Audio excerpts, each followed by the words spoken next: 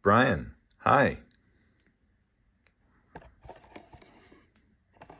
It's Benjamin in St. Paul, and I'm going to show you a little bit of this Adler and tell you why I like it.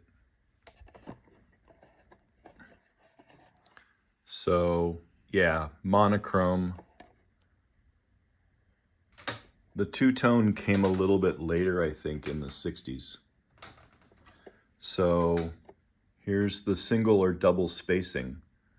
So, literally, with the double spacing engaged,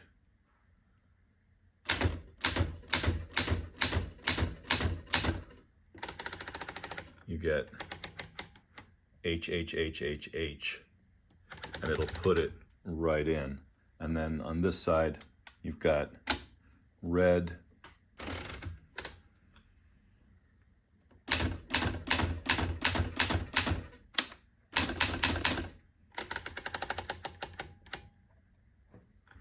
and then black. And then if you put them in between, that's your stencil. But for the most part, the black. So the tab for this is just this big spot. On the decimal tab machines, these are all separate. But for the single tab, you've got your set and your clear button, and then that it goes. So this one doesn't have a number 1 key. However, it does have a degree key, which I very much like, and the exclamation point on the unshifted part of the keys. It's got an each, so 47 cents each, I suppose. Really, honestly, the big reason that I love this machine is that it snaps back. It's got such a light, bouncy touch. I can show you. The other thing that I like is it has these wonderful late 50s German plastic keys. They are the thick key shape, thick key tops, and it's got just a little bit of texture to it.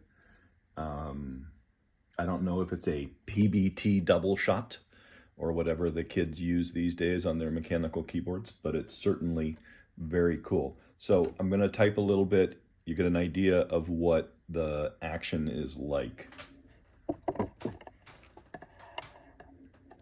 Now, I will say that the return lever is a beast. Yeah, it's very smooth, but it will, it does take a little bit of movement on your part. It's ka-chunky. So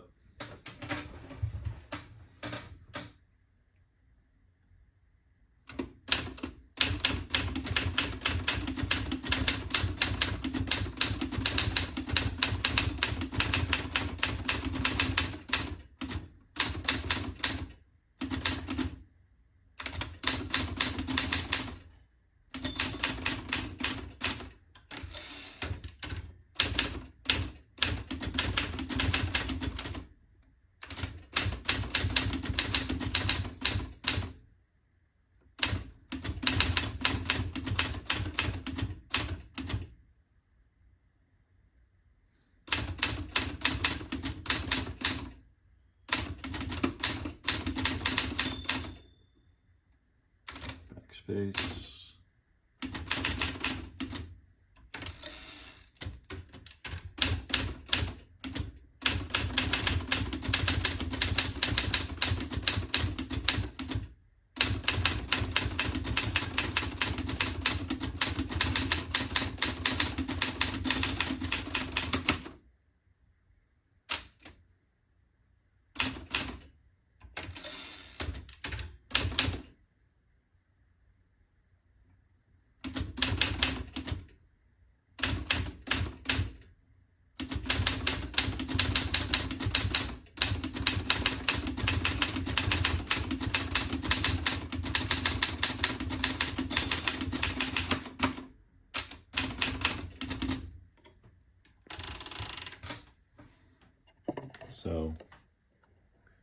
There's your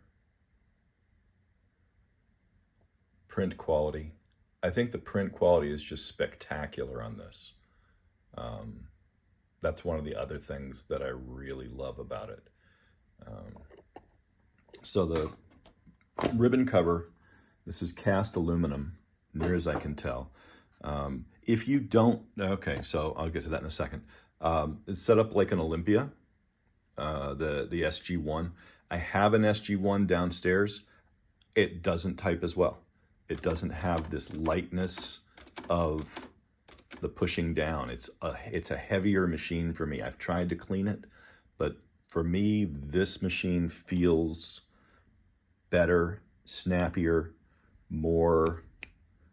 I can sit down and type on this effortlessly. Also, it's big enough that I can go sideways.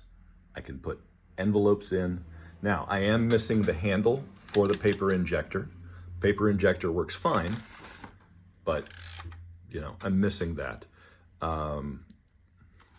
The paper bale is spectacular. There's a honkin' big carriage rail that this thing slides on. You've got 1, 2, 3, 4, 5 different spacings.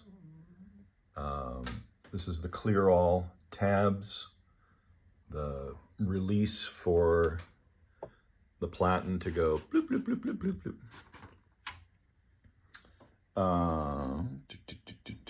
This is a pica machine, which I really like. Oops. Let's see if we can get a focus. Here we go.